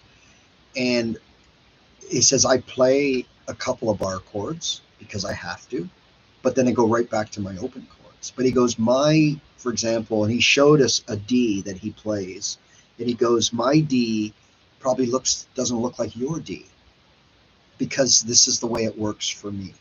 And I just learned that. I just figured that out on my own. If you look up in a book, my D, you probably won't find it. So when he said that, I'm like, holy jumping, like, yeah, like it just set that light bulb off. It said, you know what? I don't have to play the way that book tells me, and I don't have to play the way that person is telling me I have to play on YouTube or whatever. I can play whatever suits me. And I ended up quitting for the second time shortly after that. So that was in August, and I won't forget. I can't forget. I know exactly because I came back. I noodled around for a little bit, and I got sort of mini inspired again. And then I put it down because I hurt my wrist playing bar chords, and I said, I'm going to put the guitar down. And I didn't pick it up till into the new year, the next new year, and that was the third time. Okay, and when I picked that guitar up, it was my birthday, and I picked it up and I said, okay, this is my resolution for this year. I am going to do this. And I picked it up. I never turned on YouTube or any other source.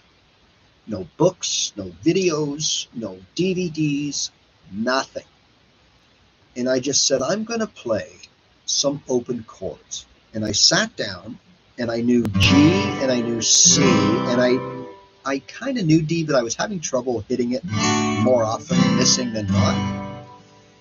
And I was playing my G this way. And I just started going like this.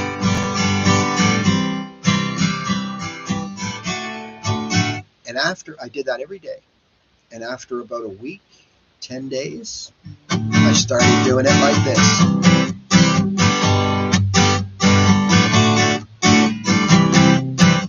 And then after 3 or 4 weeks,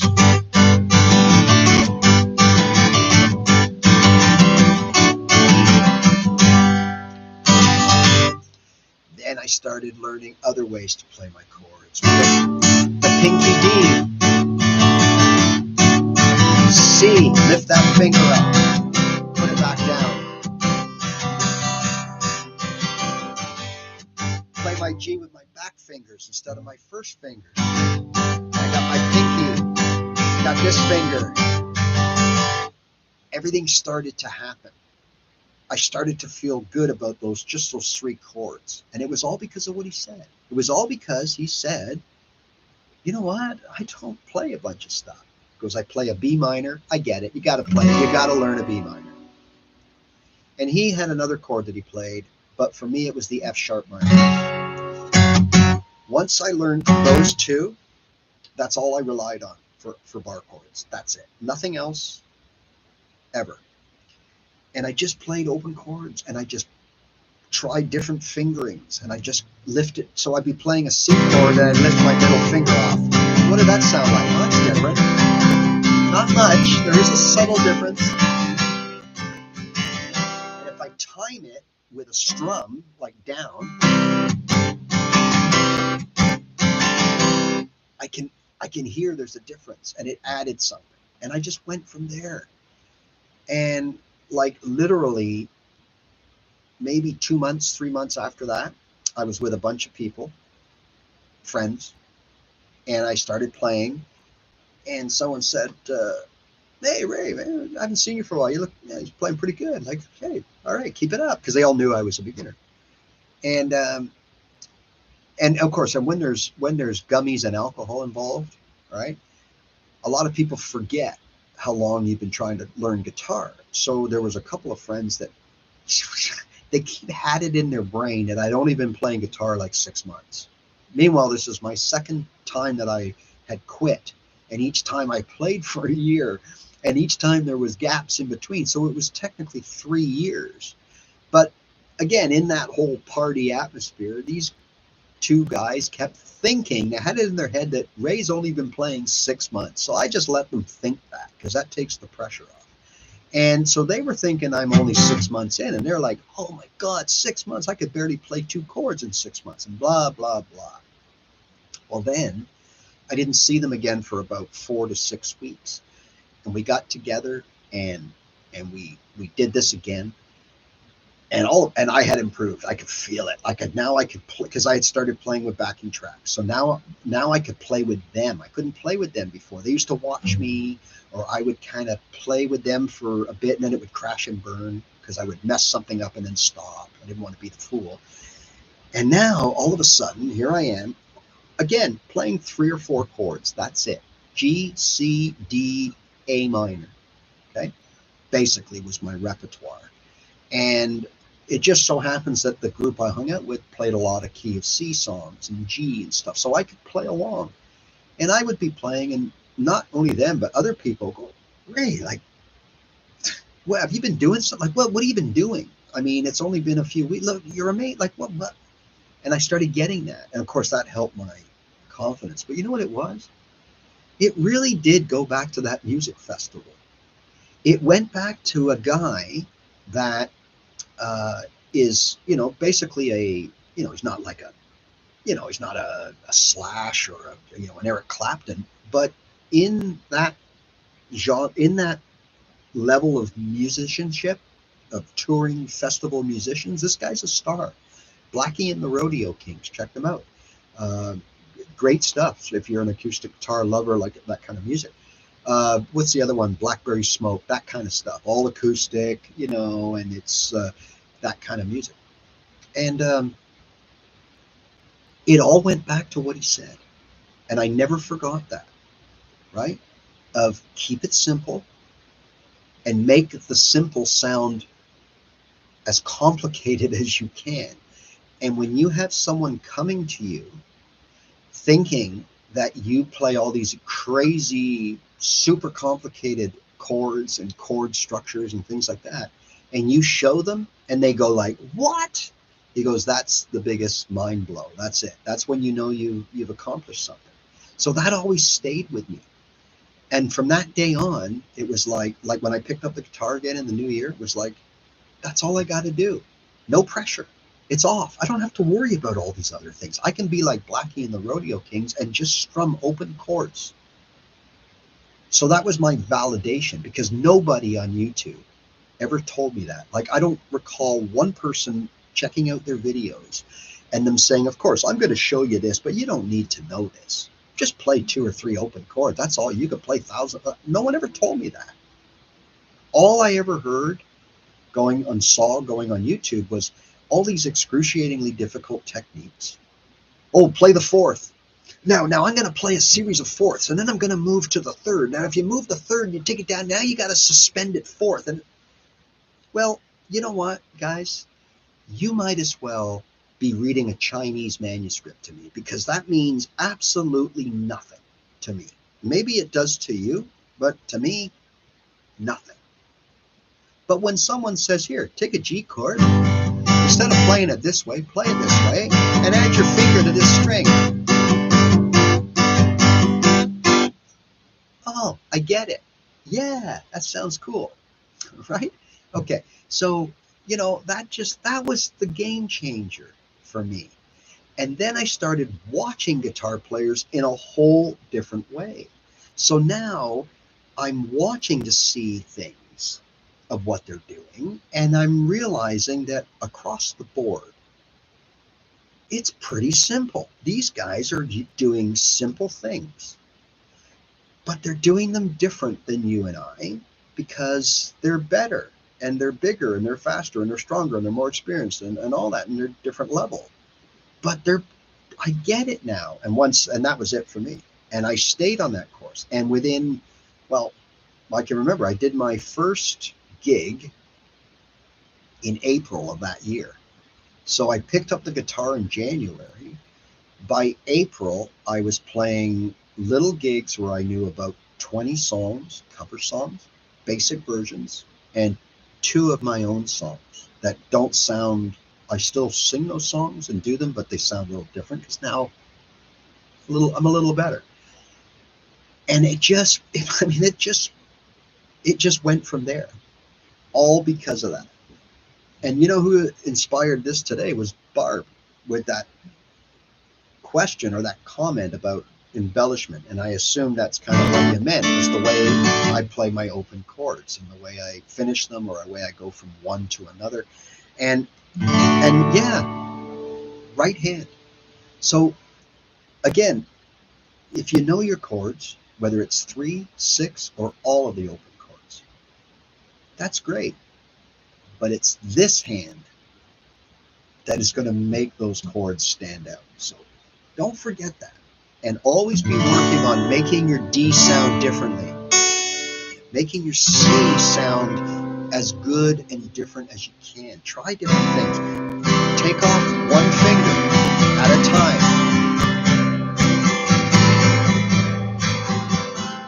Right? So some people, like when you have a C chord and you take this ring finger off, basically you have an A minor 7-ish kind of thing going on, right? But some people call that a cheater C, okay? Because it's really not a big difference when you move that. There is a bit, but it's not overwhelming, and it just gives it a little something, something. And some people, when they come from a G or a D, and they go to that C, find it easier to get these 2 fingers down as opposed to all 3. So there's reasons why we do things, but there's nothing wrong. A minor and remember, A minor and C are joined. They are relative minors. Remember, we talked about that, and we will continuously talk about that in the future. Every major chord has a cousin, a relative, that's minor. So C and A minor are cousins. They share the same notes, scale notes, things like that, meaning C major and A minor do, right? Not C minor and A minor, or C minor pentatonic is not the same as A minor pentatonic, but C major is the same as A, that kind of stuff, right? Look, so, and maybe that's why I can play that chord missing a finger, because C became kind of an A minor, and it sounds the same. Maybe, right? I don't know. But so again, don't get hung up thinking you got to do everything by the book. And I say this all the time, and that's why. It's because I've experienced it, right? And I know that you can play different ways. Everybody can play differently and all sound the same, in that they sound good.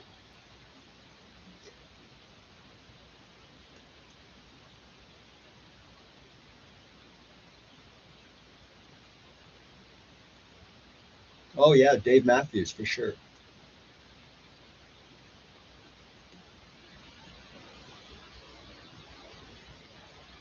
Yeah, Dave Matthews, there's another example, for sure.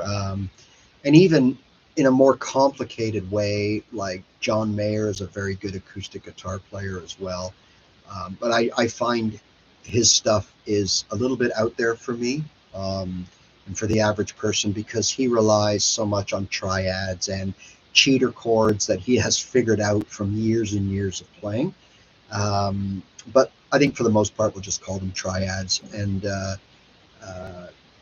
but he plays a beautiful guitar. But yeah, the Dave Matthews band, as I mentioned, the Rodeo Kings. There's another very popular band. I think, is it Cowboy Junkies? I don't know if you guys, wherever you live, have heard of the Cowboy Junkies, but an acoustic based uh, band that can be pretty sophisticated and rock it, but they're playing acoustic guitars. And I've watched them play, and at least one of them is playing everyday open chords, the odd bar chord, right? Stuff like that. So good example with Dave Matthews for sure. And again, it just goes down to practice and perfect and polish what little you know, as opposed to half-assed learning all these fancy techniques, but you can't really implement them and execute them to the fullest extent, so they don't sound right. And if they don't sound right, you're not going to sound right. And if you don't sound right, well, it could be a train wreck happening. So take your open chords and perfect them and polish them, right? And Barb and others, remember that for me, the whole arpeggiating with the right hand is what, in my mind and my self-awareness and confidence, that's what took me to another level, was the right hand and playing those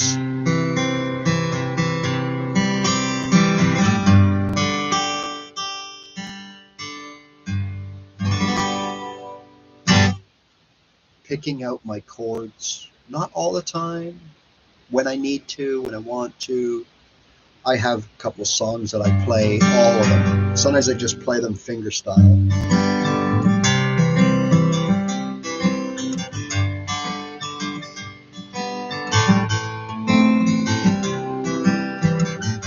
that's how I play them. But again, my left hand is doing the exact same thing as I learned from day one, how to play, well, other than this G, because but you know what I mean. I'm playing my open chords the same as I learned them, okay? And that hasn't changed. But what has changed is the way I play them. And that comes from your right hand, okay? So whether I play a G chord to a C chord like this, or I play it like this,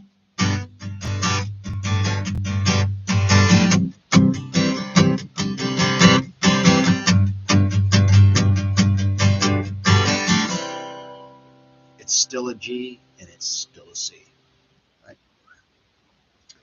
All right, I think we've accomplished enough. Remember, I originally just came on here to try out a new camera.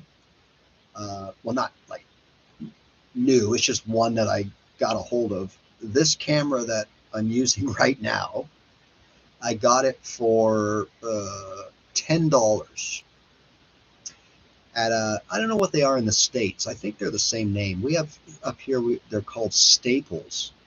They used to be Business Depot or Office Depot or something, but they're called Staples. I think they're called Staples in the States too. I was wandering through Staples, and I never go in there, and I don't know why I was in there. But I was wandering through Staples, and I saw, they got computers and iPads and keyboards and stuff. And they had this little table, and it was like clearance. And they had they had two or three of them, webcam. And it was some obscure brand and everything. And it was like, oh, well, that's for $10, or I don't even know if it was $10. I think it was like $8 or something. So I picked it up and I threw it in the car and I forgot all about it. And then about a week or two later, I tried it out, and this is it. And I'm going to tell you, my where I am right now in my studio, it's dark. All I have is the background lights. There's two lights that are shining on the background. I have nothing in front of me. And look how bright it is. It's weird. It's bluish, but it's bright. But that's because I have a blue light in the back. But like for that money, I was going to go back and get some more, but I figured out the heck with it. So you never know when you're going to find something. So I'm trying that out today. I'm quite pleased. I'll try it with different lighting and stuff.